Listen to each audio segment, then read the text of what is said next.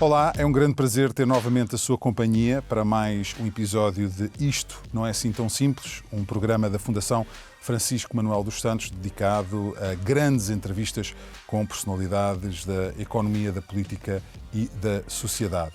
Hoje vamos ter o prazer de abordar um tema crucial, numa altura em que a guerra assombra o continente europeu, uma guerra liderada por um homem sem escrúpulos. Vamos ter a oportunidade de falar com uma mulher que sempre zelou pela paz. Leymah Gbowee é a nossa convidada de hoje, Prémio Nobel da Paz em 2011.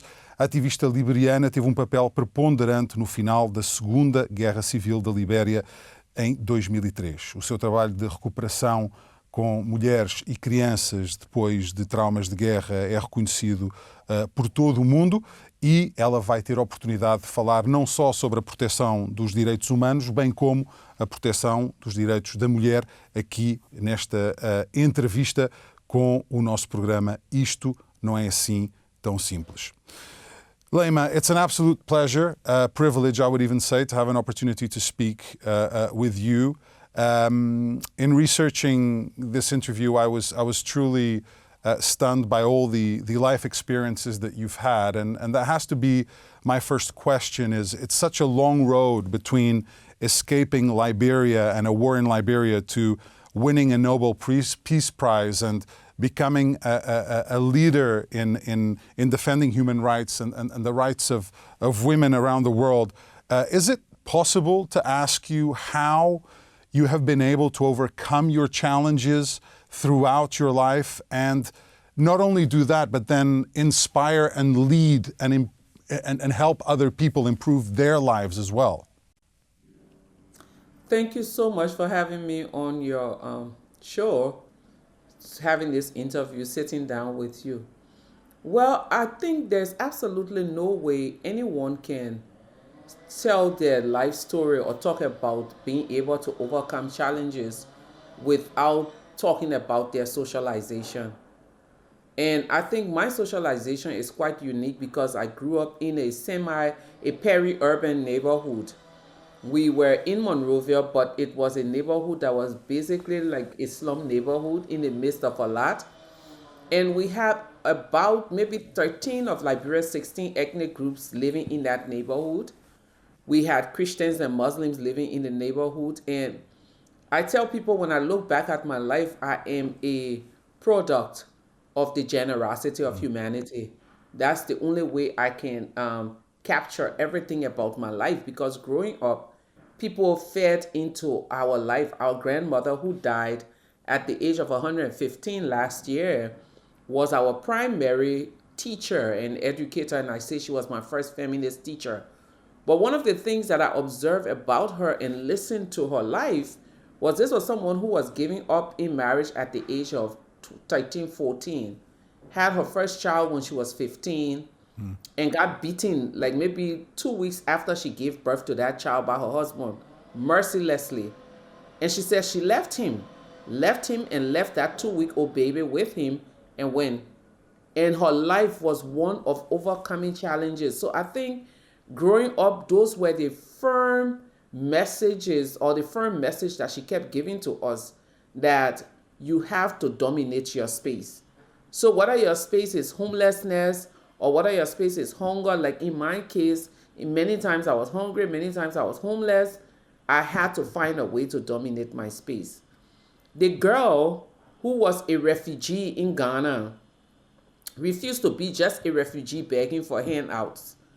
At that refugee camp, I kept asking myself, my sister was pregnant, our father was in Liberia, our mother had little, but we're 10 people that got on the boat and came with no source of income. I started thinking to myself, what can I do? I remember vividly at that age of 17, 18, a friend of mine sent me a letter from the US. And in that letter, she had a sanitary pad that she put $20 in. And I received that $20, and instead of taking it and going out to enjoy, I used it to buy flour, sugar, oil, yeast, and I started making donuts. And every day I would sell out all of the donuts that I would make. And some of that money I would use to buy stuff that I needed. Some I would use to help my sister. So that has been my thing. Wherever I found myself is, how do you navigate this space? Eventually, when I started having children, things were rough. What skills did I have? I can braid. So in the community, I started going out and telling people I would braid your children hair for whatever you have to give me. So that mindset, coupled with many other lessons that I learned, morphed into me coming back home with the encouragement of my mother from a refugee life, having 4 children with no source of income, and saying to me, go back to school. I put my all into school, but I also knew that I had some intellectual ability, even though I had no self-esteem. I was so shy, I didn't think I was worth anything, but I went to volunteer with a program working with ex-child soldiers. I made $0, but as much as I was working with those young soldiers, I was also rebuilding myself and rebuilding my self-esteem. Eventually, school got good. I started acing my courses. I found my voice, but I think it's important for me to tell you this story. So there was one day when I started school, I sat in that class without saying a word. And one day I got this psychology assignment. I put my everything into that assignment, and I knew that my paper was worth an A. When the paper came, I was graded F. I was so brokenhearted, so downhearted, but deep down in me, I knew that something was wrong. For someone who had never spoken up in class, I went to the professor to challenge it. In Africa, you don't challenge your professors. They are the law. But I went to him and said, sir, and he said, what do you want? I said, you graded my paper without reading it. And he said to me, no. Are you sure about that? I said, sir, because I had never spoken up in your class. You didn't think my paper was worth reading, so you just gave me F. He said, hand me that paper. I handed it back to him. He said, come back next week, because it was on the weekend. Monday I went back. He handed me my paper, and I'll forever be grateful to him. He acknowledged, you have never spoken up in my class. When I saw your paper, I didn't think it was worth reading. When I looked at the paper, I got an A. As I walked out of his office, I told myself, Leymah, in this life, you will use your voice. No longer will anyone judge you based on your silence. You will speak up, you will use your voice with authority, and you will dominate as your grandmother taught you, your space. No longer will people judge you based on your silence. And from that day till today, that is a promise that I made to myself. It's interesting, Leymah, because I actually had this question planned for later, but it brings up a topic of my favorite quote that I've seen, and it's obviously all over the internet, which is, the one thing I have never been afraid of is standing before important people and speaking my mind. I represent women who may never have the opportunity to go to the UN or meet with the president. I'm never afraid to speak truth to power. And I guess maybe that was the first or one of the first examples of your life that you felt that. How difficult is it, you think, for women to have a voice and to have that confidence that you share with this quote? Well, I think it's a really difficult thing, because regardless of whether you're from Argentina or Liberia or Somalia or the US, in most cultures, women are taught to be silent. You have to be quiet. Girls, you are a girl. You can't be too loud. You have to use your moderate voice, and you can't. So all that you can't be too loud, you can't be too this, has translated into you cannot challenge authority. And who are the authority? The male in the room, the men who are presidents and prime ministers and all of these people. So over time, it becomes extremely difficult for women to speak out. This is no, like, we can't go over it and keep understating or overstating it. But I think, again, it goes back to socialization. how we're able to create that space. Because you see, for me, the seed was planted midway in my life based on the abuse that I had gone through in my relationship and all of the different things that I had experienced. I lost my self-esteem. I lost myself. I lost my voice. But that experience taught me that I needed to go back deep inside and find the Leymah, because the one that was projected to the world in that period was not the real Leymah. And that's why I encourage people to really allow little girls to have their space. Don't shut them down. Don't tell them you're being too loud. Let them be able to express themselves in ways that tomorrow will translate into being able to speak up with authority or speak up in front of people that matter. And when I say this in that the quote that you read, it's true. I have come to the place where I'm not afraid. I have two thoughts, and these are my two thoughts. You either invite me or you don't invite me. Regardless of, I have already said what I had to say. So one day when I was going to present at the Security Council, a friend of mine said, after I told her, these are the points that I'm going to make, she said, you want to be careful not to create a situation where you don't get invited again. So I said, let me ask you a question. What is the worst that could happen? That I go and I beat around the bush, that I be nice and don't speak up in the face of the world that we live in with all of the problems that we're having. And then as I'm leaving, someone shoot me, or God forbid, car knock me down and I die without speaking my truth. Or I speak my truth, leave there, and they never invite me again, but they would have heard my truth. I'm going to choose the latter. So every time I go anywhere, I use that mindset. That's one. Two, who do I claim to represent? I'm not representing me. God has been good to me. I've been there. I've done some.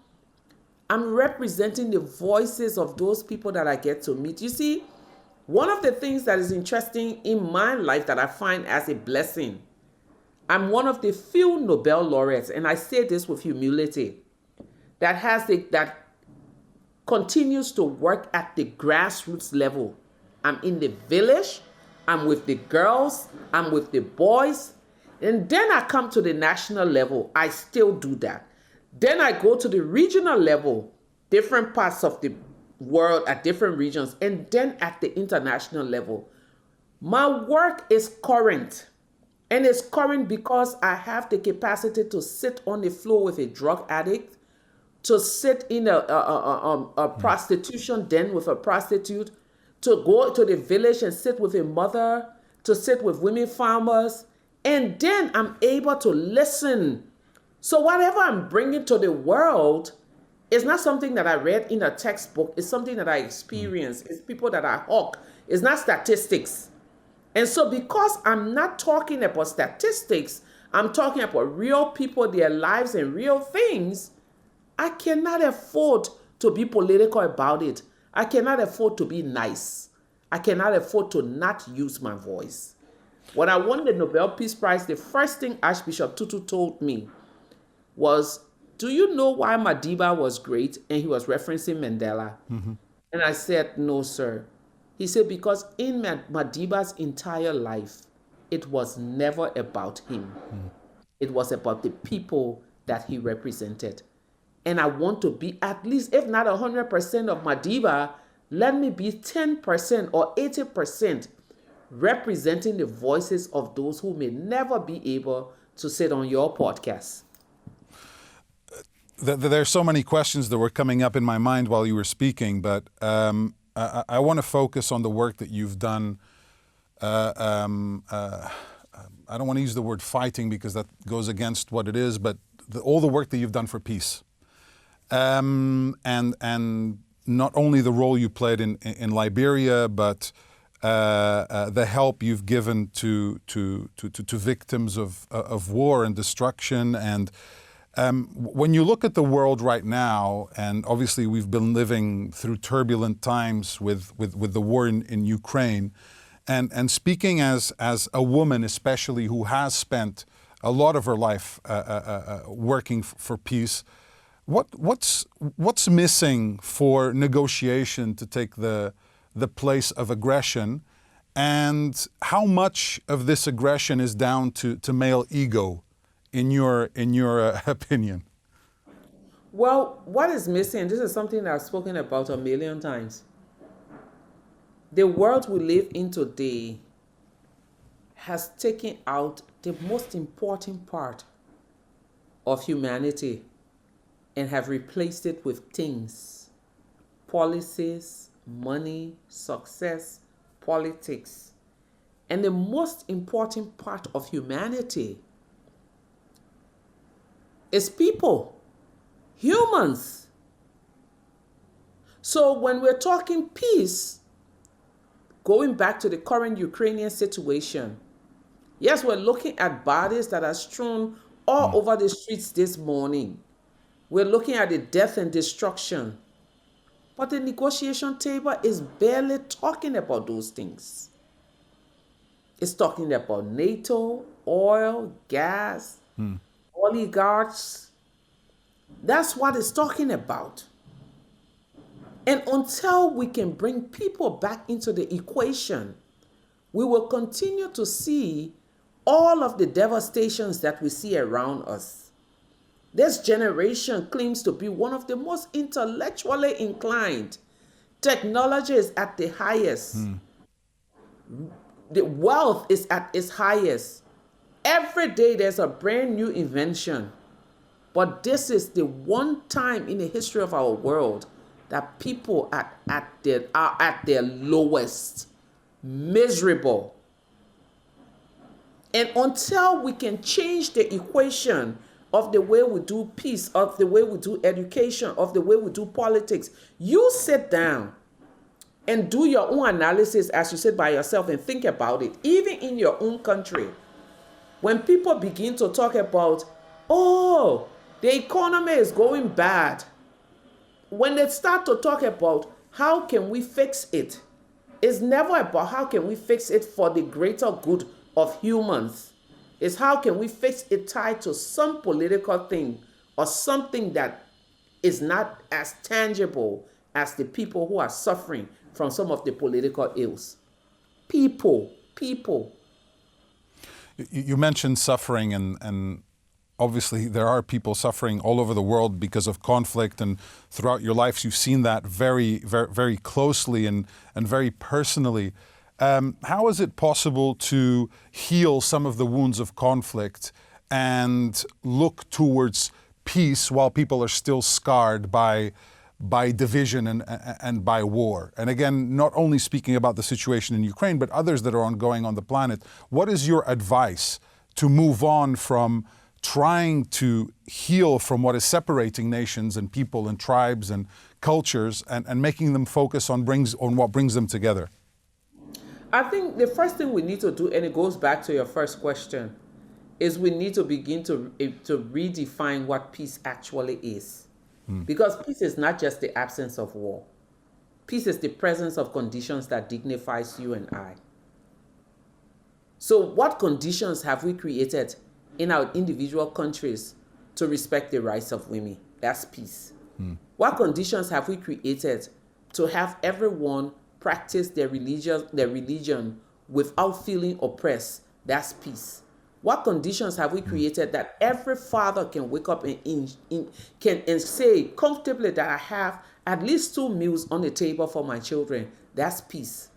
Until conditions are created for everyone to feel like I belong on this earth, I belong to this nation, I belong with these people, I belong with this group, there's nothing like coming together. Because right now, even at the end of the fighting in all of the countries around the world, there has to be an intentional mindset by those in power to say, we want to create conditions so that everyone feels like they're part of this world or this life or this space. Let me just give a quick example. Most of the wars that we see being fought in different parts of the world is about inequality. One group of people feel like we're being marginalized. Another group feels like we need to stand up for our rights. And so most times when people decide to sit and talk about resolving these conflicts, they never really go down to the letter to say, why did this fight start in the first place? The fight started because a group of people did not feel like their lives were dignified. Conditions that dignify their life were not created. So in order for you and I to be at peace with each other, I must feel like there are conditions that I'm living in that, if not equals to, but give me a sense of dignity. And that's the same thing with you. If you cannot feel a sense of dignity, where is peace? You fought for the dignity of women. You fought for equal rights. You created and run an NGO that aims to assure that as much as possible. How far do you think women's rights have come? And of course, it depends in what region of the world we're talking about and what nationality we're talking about. But in your opinion, what have been some of the biggest conquests in your career regarding women's rights, and what's the next big frontier that women need to reach when it comes to equality? Well, when I sit down and look at my life, my lifetime, there were many things growing up that I used to question. My mother and grandmother used to call me a busybody because I was persistently in the neighborhood asking questions. Why is this person beating their wife? Why is this person doing this? Why is this person? And growing up as a child, there was not a single law on domestic violence. There was not a law on rape. There was not an inheritance law for women who were married traditionally to men who had wives already in the city. So when those men died, they and their children could not inherit anything. You could not talk publicly about female genital mutilation. I sit back 20-something years later and I can smile because there have been some huge milestones in Liberia that we have been able to cover. Today we have one of the strongest rape laws.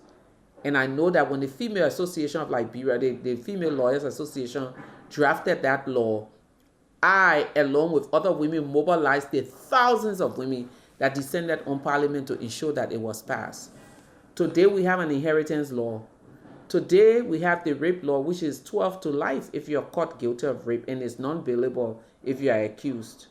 Today there's a domestic violence law. Today we can publicly speak about FGM, and there's conversation in Parliament about banning it. Have we won it all? No. Is there a lot more that we can achieve? Absolutely. But I'd rather see the glass as half full than half empty. Because I tell people that I missed many milestones in my children's life, but it was worth it. That when my daughters get ready to work for peace, to work in their lifetime, they don't have to work around domestic violence bill, rape law, inheritance law, because those are things that I and my generation have been able to take off the plate for them. They will have new things to conquer. And so that's my joy. At the international level, in many countries around the world, women have made great strides. Have we won it all? No. But just the recognition, even if people will not include women in all of the work that they do around the world, no problem for me. But the recognition that we are a force, we are a part, and that's something that has happened. There is no place in this world that you go today that people will not acknowledge that we need women. So my generation has assured that your daughter is recognized. Your daughter's generation now is to step in and conquer some of the things that we've not been able to conquer. Maybe they will be the ones to have more women at the G20 as presidents. Maybe they will be the ones to have women at the G7 as presidents. They will be the ones to be the corporate leaders in the world. But we have set the trail for them to now. We are blazing the trail, and they can come now and pave it into a ladder rack road or into a train track or into something, but we've done great work. And what advice would you give to young women who have dreams and ambitions of being successful professionally, and do they have to be like men and act like men to succeed? Do they have to find their own identity? Can they be free to express themselves the way they are? What are words of wisdom you can give pertaining to that? Oh, one of the things that I often say to my daughters, I have 5 girls, you have to be your authentic self. People will respect you. First, like Gandhi said, they may ignore you, they may laugh at you, ignore you, but then they will be forced to recognize you. Because you see, one of the things that I've learned, and this is something that I tell girls all of the time, is that if you try to be anything but yourself, you will fail miserably. I don't know how to be nice or quiet. I'm nice, but I don't know how to be quiet in the face of injustice. I don't know how to be diplomatic when there is something totally wrong in a space. I don't know how to not speak the truth as I see it. And over time, I may not have been invited to many places, but I have gained the respect of those who will not invite me to those places. I have heard many things like, if you don't want to hear the truth, don't invite her here. And so I have come to say that is an accolade all by itself. So to all of the young girls there, I believe in women's rights. I believe in equality. I believe in everything. But ace your game. In order to get to where you need to get to, don't think that because they're talking gender parity, so I can just show up. Show up with your excellent self. Show up with your authentic self. Don't try to be what you're not. Don't try to conform to what you cannot. Live your values and your principles and use your voice in the right way. I tell people that I work all of the time. When I'm on the flight, when I'm doing this, every Monday I post on Facebook. And every Monday I have to think about something, draw inspiration, pray and say, God, give me inspiration for this and that and the other. And sometimes I write 3 articles and I share with my son who helps me edit. And he's like, I like this, and we'll go back and forth on it. And then I finally decide this is what I'm going with. The point that I'm making is, even in that writing, I'm discussing projects, I'm raising money, I'm taking care of or dealing with some political issue in some space. I'm talking to someone who wants me on a board or some board that I find myself on. And I never make an excuse that, I showed up to this place ill-prepared because I'm a mother. That's not an excuse. So show up with your game and all of the time, be your authentic self. I am Leymah Roberta Gbowee, and I can be nothing else but who I am. That's a fantastic way to conclude our conversation. I just have 4 quick-fire questions to ask you. So in one word or in one sentence, I would like you to answer these questions. The first is, what is one personality trait that a leader could benefit from having? Do I have a moment to think? You can have a quick moment to think. One personality trait Yes. that a leader must have.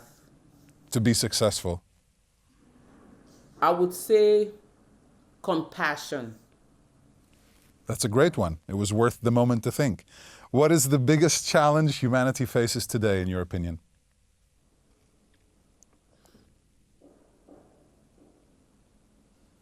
Go to the next one, I'll come back to that. Okay. If you could change one thing in the world today, right now, by magic or superpower, what would that be? If you could change one thing. I would bring people to the center of every conversation. Very good. What is the most important learning of your life? Never despise humble beginnings. So I'll come back to the biggest challenge humanity faces now. I think the biggest challenge is that we live in a self-centered world, individualistic world, a selfish world. Leymah, I have to say I was really looking forward to this conversation, and I'm very pleased that we managed to have you on the show. I wish you continued inspiration and energy to keep spreading the love and spreading the word. An absolute pleasure to have you on the show. Thank you so very much, and kindly get back to Dino, because I think I have one or two materials that I've written that I want to forward to your daughter. Okay, fantastic. I'd love that. I'd love that. Thank you so much, Leymah, and all the best, okay? All the best, and thank you so much for having me. Have a blessed rest of your week. Thank you. You too.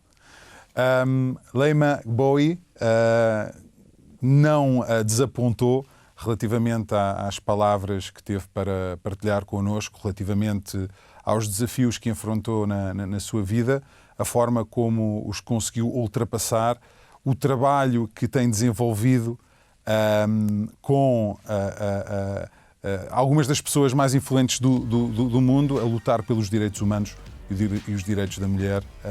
Adorei esta conversa. Foi mais um episódio de Isto Não É Assim Tão Simples.